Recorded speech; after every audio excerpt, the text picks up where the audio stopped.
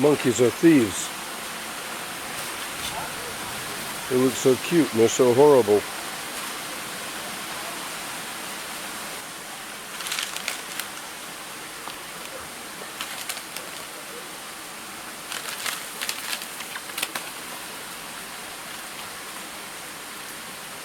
Well, I talked about the spirit in our human body, and the Sumerian tablets, they talk about some kind of genetic alteration of the humans, and there's loads of evidence for giants having lived here. Apparently the Smithsonian Museum has got them all buried in the basement rather than displaying them. But there are many accounts in American newspapers of skeletons of giants found, and there's references to them in ancient texts. So we don't know very much about our creation or how we're here or where we came from.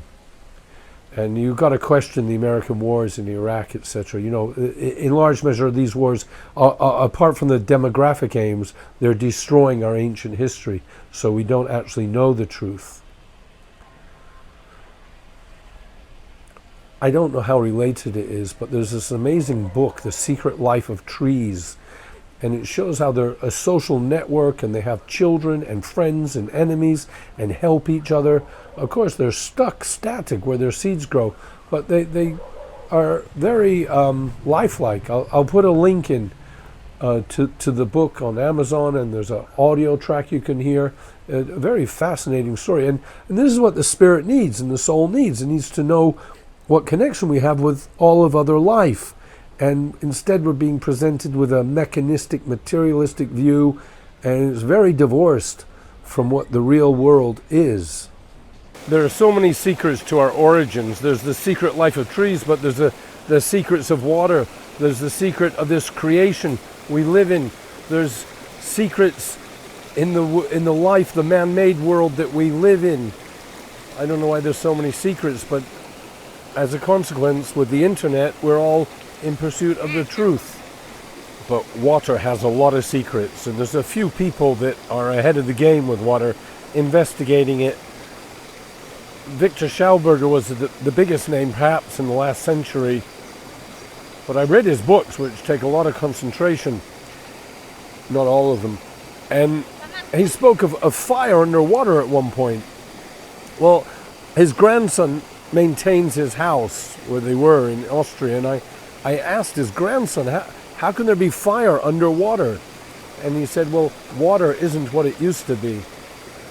We used to have primary forests everywhere. So even regarding the secret life of trees, it's not applicable to the forest that we are planting. It's not applicable to the trees that we are, seeding and growing. It's just in the natural order of things that everything has a social life. I don't know if I can tie this in with the Muslim immigration to Europe, but it's a big topic I'd like to address. And they're a social entity. They've grown up in communities, they've evolved over thousands of years in their natural habitats. Suddenly, there are masses of Muslim immigrants going to Europe by the millions, and you can see the difference with your own eyes. I got nothing against Islam. I think it's the better of the lot of them. So don't misinterpret me. But this is all man-made. This is designed to upset the apple cart, upset the society we live in. And you've got to realize what we had was a group of people, a group of men, no doubt, sitting around the table, looking at the millions of Muslims in the Middle East, in Afghanistan, and they decided to move them off the land. And you take into account the UNHCR and all the international bodies well funded to assist displaced people to resettle, and you start to get an inkling of what's going on. All the time we're given these names about the neocons. I can't even remember their names, but they were peons in all of this. They never had the concepts of what we see unfolding. Now you can argue what they want to do, why they want the Muslim migration into Europe. There's too many postulations and speculations, really. But they don't want these people to live in their natural way where they've lived historically. They want them transplanted into Europe. They want it watered down, their Islamic codes and beliefs. It's difficult to get one's head around people that are so full of hubris and pomposity to impose their will on foreigners. But Zionism is sociological, and the goals are sociological, and the goals are to disrupt the natural ethnic bonds and the natural ethnic divisions that exist. I had a YouTube video saying the Jews are neither a race nor an ethnicity. Well, I just got a letter from YouTube saying it's restricted. People get a warning before they're allowed to look at it. There's no possibility of advertising or comments. So a pretty hefty statement to suggest the Jews are not a race or an ethnicity. It's possible I said other things, but I didn't get a strike for it. I just got it restricted. The normal person shouldn't be exposed to such a concept. It's worthy of a mention because they're the very people that are organizing these wars. They control all the central banks. They control all the armies.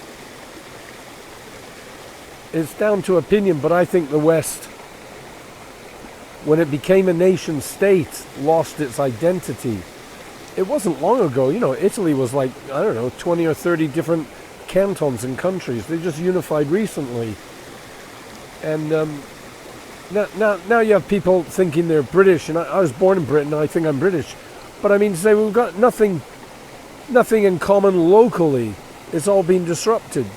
People go off and join the military in one organization or another and get sent thousands of miles away. Nothing makes sense anymore.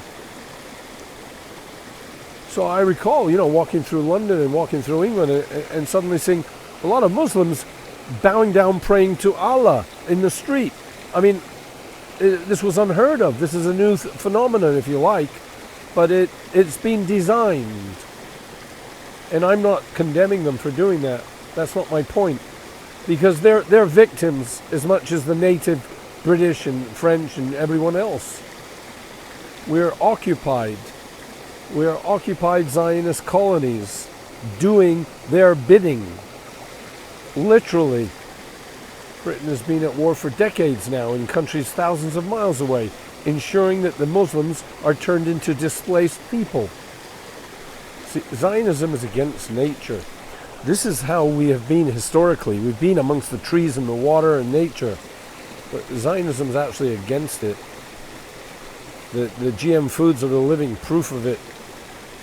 And they're making laws. It's illegal to sell organic food and have organic herbs.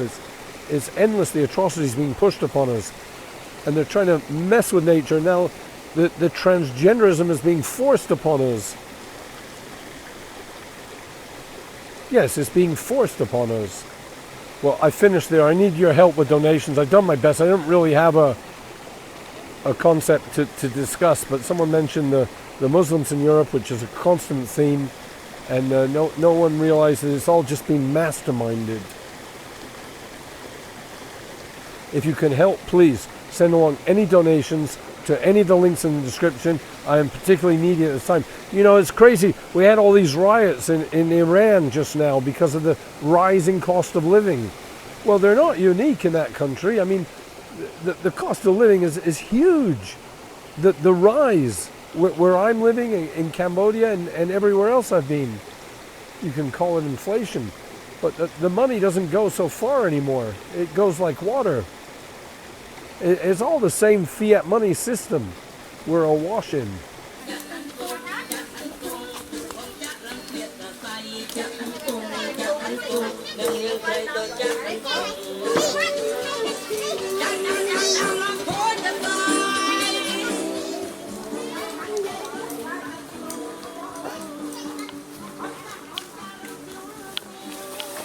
They were playing cards for money.